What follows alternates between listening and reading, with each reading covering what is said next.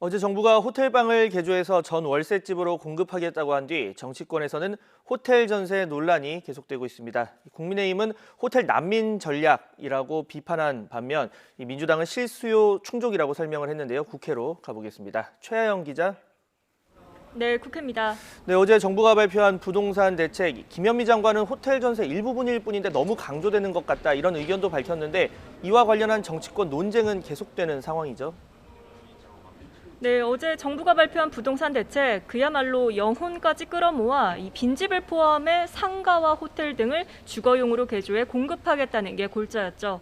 이 가운데서도 특히 민주당 이낙연 대표가 가장 먼저 말을 꺼냈던 호텔 전월세가 논란입니다. 먼저 국민의힘은 호텔 난민 전략에 국민이 분개하고 있다고 비판했습니다. 국민이 원하는 주거 안정은 원하는 때, 원하는 장소에 내 집을 마련하는 것인데 남들이 살지 않는 집이나 처치곤란한 호텔에서 어쩔 수 없이 사는 건 주거 안정이 아니라는 겁니다. 그러면서 책임감도 없고 현실감도 없는 분들이 부동산 시장을 쑥대밭으로 만들었다고 지적했습니다.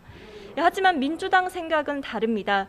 이번 대책은 전세 실수요를 충족하기 위한 단기 공급 물량 확충이 목적이라고 평가했습니다. 앞서 김태년 원내대표는 쉐어하우스와 비슷하다며 쾌적하고 안전성까지 확보하는 공간이라고도 설명했는데요.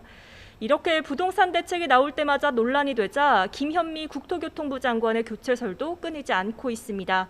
이르면 이달 말 청와대 개각을 앞두고 이낙연 대표가 문 대통령과 독대해 이 김 장관의 교체 필요성을 건의했다는 보도도 있었는데요. 이에 민주당과 청와대는 이 대표가 독대한 건 맞지만 구체적인 사람을 거론한 건 오보라고 부인했습니다.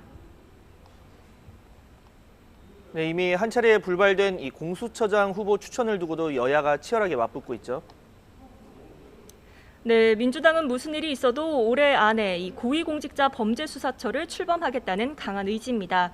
그래서 야당의 동의 없이도 공수처법을 개정해 공수처장을 뽑고야 말겠다는 건데요. 이낙연 대표는 오늘도 이 점을 강조했습니다. 이제 더는 기다리게 해드릴 수 없습니다. 법사위가 의원들의 지혜를 모은 개정안을 국회법 절차에 따라 처리해 주기 바랍니다. 다만 기존에 추천된 공수처장 후보 가운데 재투표하는 방식이라면 협의할 수 있다는 여지도 남겨둔 것으로 전해졌습니다. 반면 국민의힘은 공수처장 후보 추천부터 다시 해야 한다는 생각입니다. 이 법 개정 움직임에 대해선 국민의힘 주호영 원내대표는 뭐라고 욕을 해야 시원할지 모르겠다며 막말이라도 하고 싶은 심정을 드러냈습니다. 국민의힘은 장외투쟁 가능성까지 열어놓고 이 공수처법 개정은 반드시 막겠다는 의지입니다.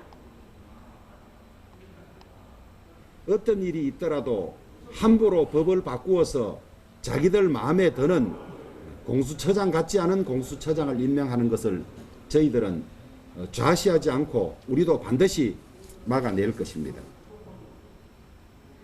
이런 분열은 공수처장 후보 추천위원 사이에서도 나타났습니다. 이 야당 추천위원 반대에 10번을 표결해도 결과가 똑같을 것이란 이 당연직 이찬희 변협회장의 인터뷰를 두고 야당 추천위원인 이현 변호사는 야당 추천위원을 정치 대리인으로 지칭했다며 반발했는데요. 이 공수처장 후보 추천을 두고 여야는 물론이고 이 추천위원까지 분열된 가운데 다음 주 여야 원내대표는 박병석 국회의장과 만나 합의점을 모색할 예정입니다. 지금까지 국회에서 전해드렸습니다.